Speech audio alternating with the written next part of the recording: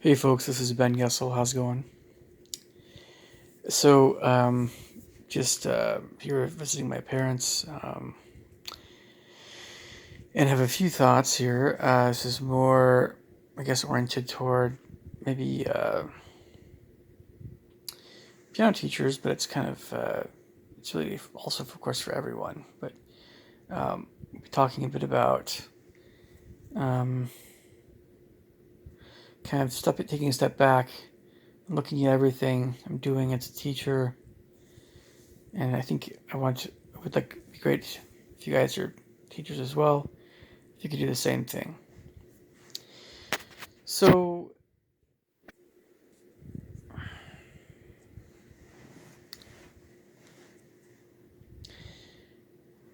um, how could I start this topic out here? I was just watching some stuff about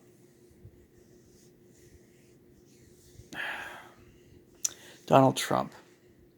My parents are trying to get even a better idea of what he's like.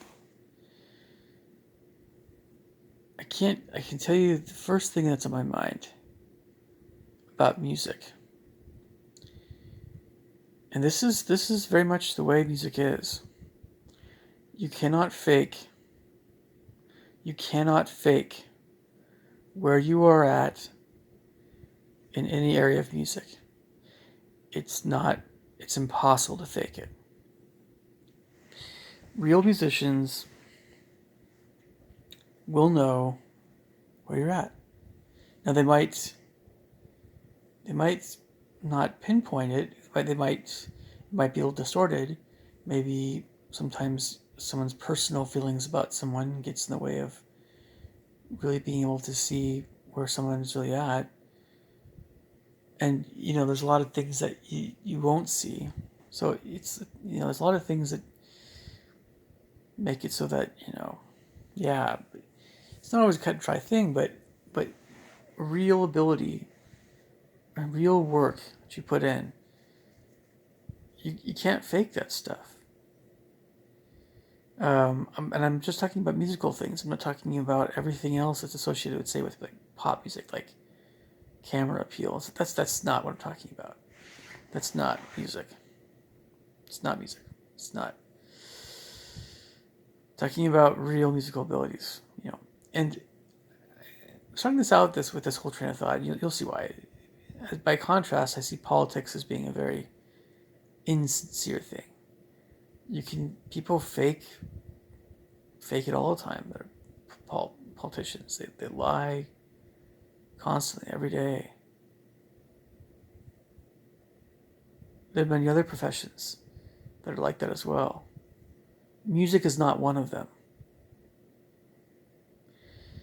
And so, the first thing I think as a teacher that is very wise to consider is, I'm going to put the I'm talking about myself because all I can really speak of for is myself in this regard.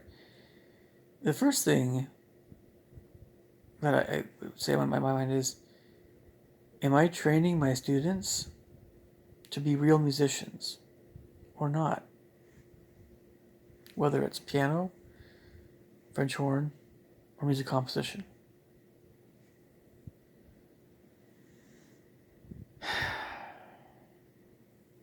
Am I training them that they can fake it and that that's going to fly in music or not? Now, none of us want to train students to be. We don't have the intention we don't. None of us want to reinforce the idea that, oh, it's okay, you're okay, we're all okay. You know, these soft things, right? Just be true to yourself. Oh, you couldn't get to practicing because it's find your inner voice. I don't know, all this stuff. Imagine we probably put at least a little bit of stock in some of that stuff I mentioned, but man, I even for the kids that have spend the least amount of time practicing, and for the kids that have the least amount of natural ability, lowest IQ, I've done my darndest. I know I've done my very best. I know I have, to help them be as good a musician as they can be. And I'm not going to be judged in this first area regarding the effort. The effort. I'm talking about the effort that I put into lessons. The effort you guys put into lessons if you're teachers or whatever. Or the effort that students put in. I'm not going to be judged based on the skill level of my students. No. Reputation, all that stuff. That's very much vanity. It's a vanity of the classical world or whatever else. It's a distortion. If anyone wants to judge me, everybody's free to make their own judgments. But I know where I stand. I know where I stand in regard to how much effort I put into teaching every single one of my students. So at least I know when it comes to this question of faking it or not, I have done my darndest to teach the students to not fake it. To never fake it. So then it comes down to, of course, how much they've worked at stuff. Aside from all that train of thought, I think we as teachers forget that we sometimes lose sight of how the vastness of music, of how many different kinds of instruments there are, different kinds of sounds that one instrument can make, harmonies and melodies and rhythms and different countries and cultures, traditions in music. We can get very narrow-minded, get very used to just teaching what we teach, and that's it. And I just,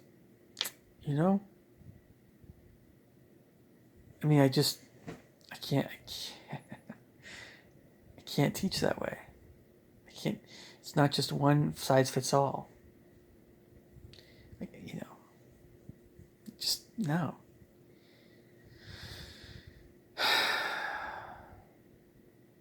So, there's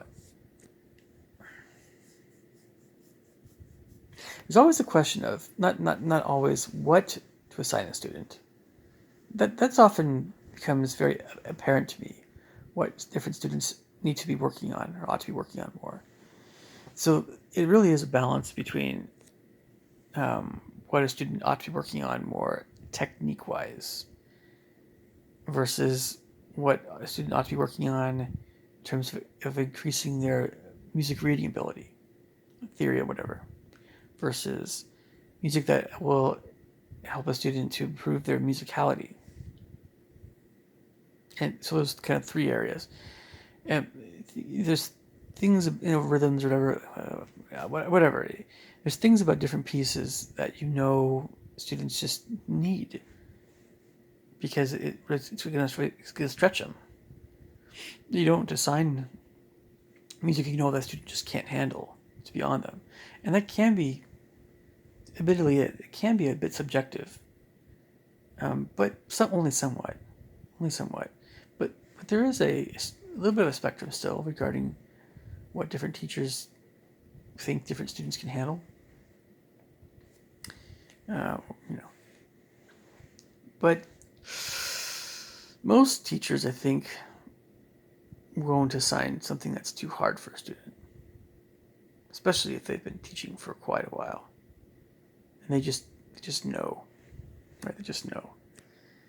And the older the student, and the higher the IQ, and you can observe these things, the more you can kind of push them.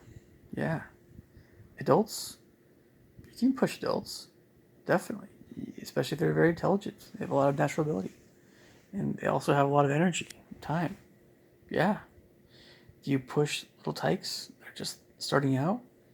They don't know very much, especially if they don't have very high IQs. Probably not so much. And this is one of those things that teachers, if they haven't realized this when starting out, will quickly realize, right? And that's just part of the learning process of being a teacher, private teacher. So it's always the question of what to assign, but there's also the question of, why do you assign it? And I will tell parents precisely why I'm assigning different pieces to these students. But it's also important to realize there's always more than one piece that you can assign a student. Even if there's one piece that is really the best piece to give a student at a certain development, or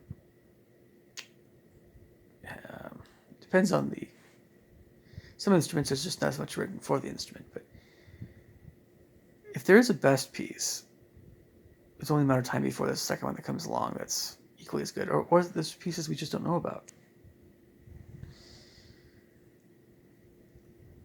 There's a danger also, for instance, in only assigning in the piano, for instance, only assigning music that is in C major. If you never give kids, or something like that, F major, G major, if you only give kids music that's in very easy key signatures, they're never going to get used to reading harder key signatures.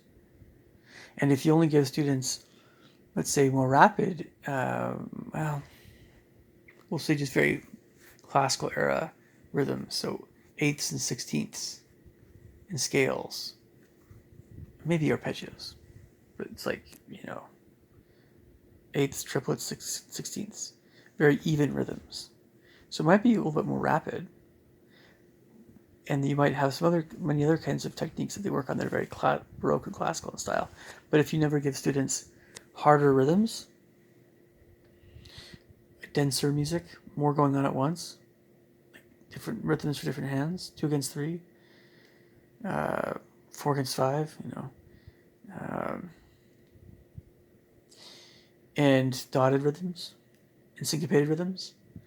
You see what I mean? If you only give students this one little narrow type of aspect of music, some students will get really, really good at that, playing that stuff, right? They'll get really good at it, but at the expense of what? At the expense of they're not going to be as good often at reading the other stuff, unless they're brighter. They're naturally very bright, they can just pick it up much easier without having to be taught it. But so you could do every single Mozart piano piece, Clementi, there is, Haydn, CPE Bach, But if you never do any Ravel, Debussy, or I don't know, Rachmaninoff, easier Rachmaninoff at least, right?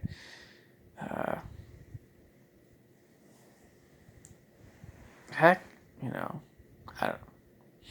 Satie is pretty easy, but if you never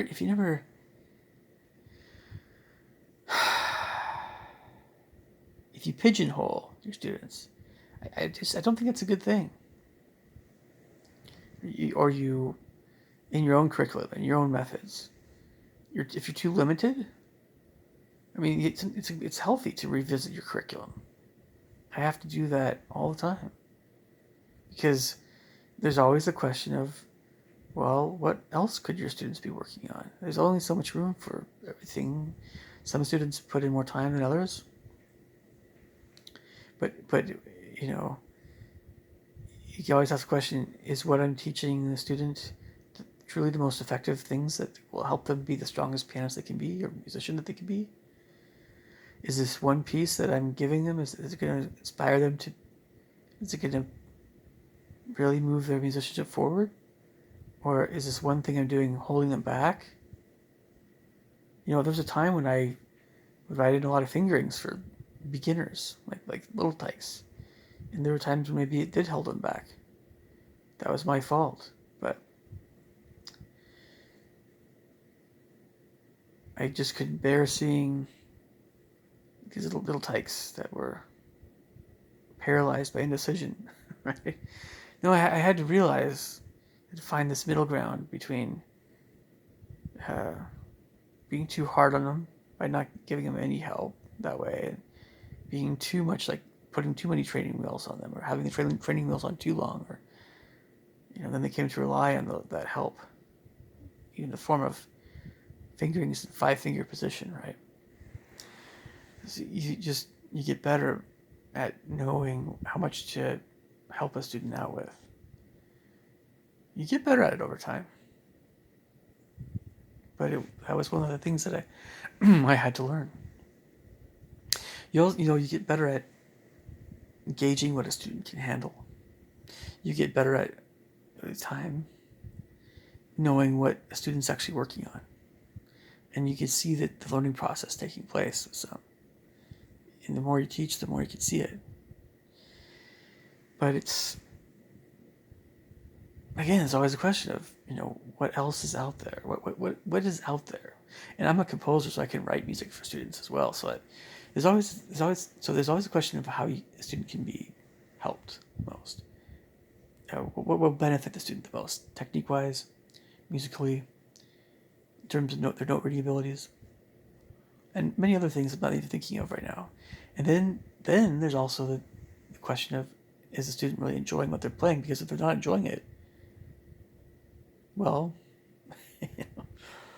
some students, some people will just have a lot of discipline. Just play what's designed. Other people won't. It's often thought that the people with the most discipline end up being professionals. Yeah, okay. Maybe. Everybody's different, I mean, some people really are turned off by music lessons because they have no voice in what they are playing. They have no interest in what they're playing, so they just stop. Really? Do I want that? No, of course not. Other people will just play whatever you give them, without question. If you ask them, well, what would you like to play? Sometimes they're either confused or not sure, or look at you kind of. I've never had these students look at me this way, but some students will kind of go, "Oh, well, you're the teacher, But I've had the question asked me before in college, which piece would you prefer of these pieces? Now, of course, on the French horn, for instance, on the horn, there's not as much repertoire compared to the piano. But even with the piano, there's a certain repertoire that you work on a bit more. Because, I know the reasons why. But if we're talking, anyway.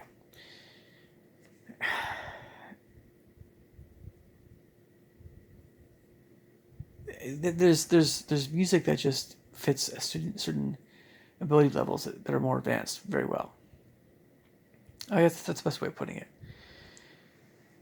And again, there's just not a lot of music written for horn compared to piano. On the piano, a lot of pieces that are going to be performed in college, for instance, are like Chopin, right? Some Mozart, right?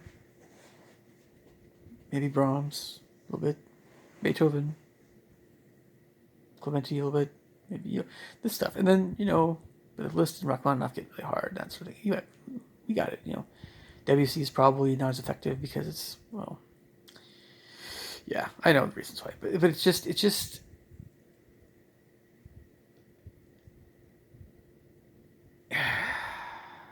the more that a student is treating lessons as a avenue of musical enjoyment as well as getting better at something, you should definitely be asking, I think, a student, well, what do you want to play? Or you should at least give them more than one option. And the more that a student is like, I'm going to be this kind of pianist, I'm going to play this, or I want this. I guess that's more classical in nature, for instance. And on some level, that's one of the first things that comes to mind with regard to this very limited curriculum, right? Or this more focused curriculum. But piano professors even understand this. To be a concert pianist, spending hours a day, not necessarily a whole heck of a lot of time, but a fair bit of time. Yeah, definitely more than an hour or two a day. You're working on all churning your hand and Stefan Heller, you know, well, the composers I mentioned plus others, you know, but stuff that's, you know, beefy material, beefy, huge pieces sometimes, or at least one movement of a major concerto, that sort of thing, you know. And, you know, that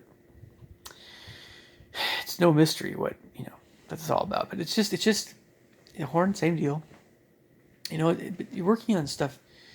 Piano's maybe a little bit more demanding time wise, somewhat. It's just can be, but it's just that um, it's just unwise, in my opinion, to take a very hard nosed approach with most people. And I found it works better when I am blessed that way. The teachers that teach everybody like they were a piano or a horn performance major in college, right? You treat your kids like they're music majors in college, they're adults. No, it doesn't really work that way. So teenagers, same deal. You can be tough on them, but you know if you just so like, by the way, these mostly Mozart recitals. Sure, Mozart's a fine composer, of course. Do we get bored by him? Yeah, yeah. We tend to get bored by even adding in Haydn and Clementi and C.P. Bach? Yeah. Why? Because it's not as harmonically interesting, right? Do you get bored by modern music? Just a classical piano recital, that, for instance, that's all a bunch of modern guys. I don't know if bored's the right word, but I think you can lose a lot of folks' interest if it's excessively detached from anything dramatic. Yeah, that's the best way of putting it. You know, Pierre Boulez, I just can't get over this. I know he's a very accomplished conductor and infamously famous avant-garde composer, but he wanted at one time to destroy all existing music, other than a handful. Some of the stuff that he's written, maybe it's really crazy out there, and maybe some of the other stuff that's comparable in that regard. He wanted to destroy it all because it's all. Anyway, I understood why, but it was absolutely ridiculous. Out of the question, and unethical in my opinion. But I think I understood why he wanted to do that. And by the way, that whole attitude, you see that attitude in composition programs. A very anti melody. Very opposed. It's attitude. It's very opposed to anything that's tonal and traditional melodies and harmonies. It's all Milton Babbitt and Pierre Boulez. Schoenberg is. You don't even have after surrealism. It just the whole culture is just. It's all. And it's elitism. It's detached from real world, the real world. I know this culture very well, and I mention this because whichever teachers, I have no problem with mostly Mozart concerts. They're fine to do.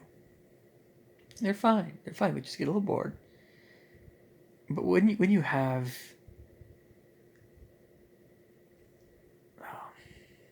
a teacher teaches best when they're teaching something that they are passionate about. So I tend to often teach music to students that I myself am more passionate about. Not always, but at least I have some degree of passion for the music I teach. So that's why I would probably tend to not do a mostly Mozart or mostly avant-garde concert. Probably in some respects even more the case that I wouldn't even do a mostly Mozart even more, even though you could think, oh, yeah, Mozart's very tuneful. It's very tuneful, but the harmonies in the classical era were very boring. But it's very tuneful. It's very nice sounding. It's very pleasant. avant-garde stuff would be requiring all advanced students, by the way. And the audience would be shaking their heads, rubbing their chins, scratching their heads. It's not like the audience would be made up of all avant-garde composers, man, professors. No. So this all plays into what I'm talking about here. Maybe I'm talking a bit in excess about this stuff, but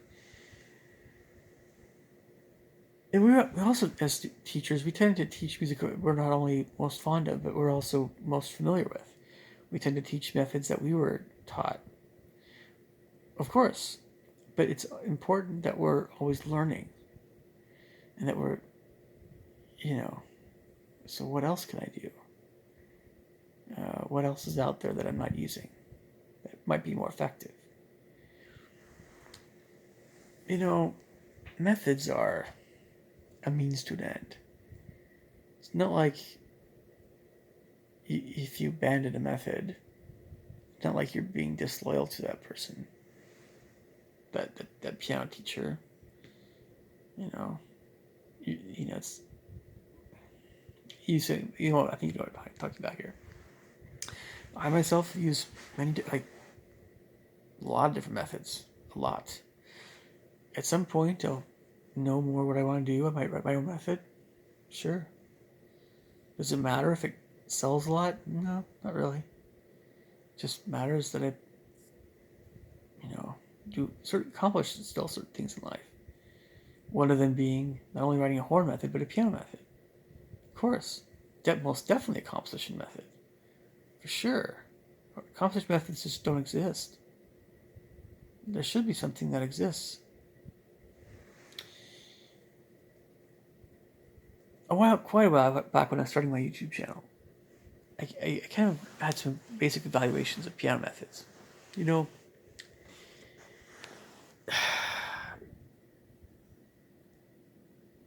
I just...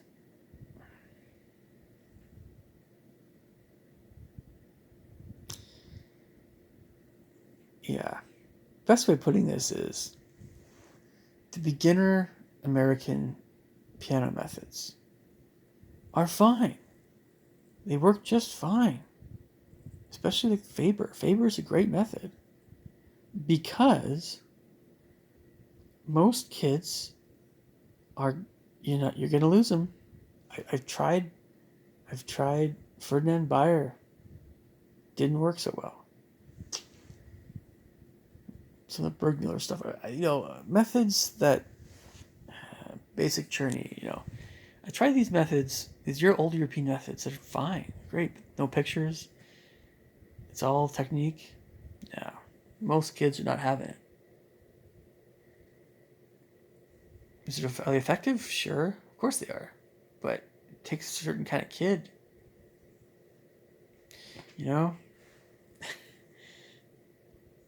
It's so important to me. It's so important that for as many people as possible, I'm able to help them become as strong a musician as I can help them to be. I don't want people to be driven away from music because of any reason other than, they've got to the point where they want to go to, and they just don't want to go any farther, and it's their choice. But it had nothing to do with how boring the material was. It had nothing to do with anything on my part that was ineffective or anything like that. I want them to quit lessons or stop doing lessons because I've just reached a point where I'm okay with where I'm at, or something along those lines. I'm sure I'll make some more videos about this very subject in the future. It's a deep subject. Leave me thoughts and comments below. Catch you guys later.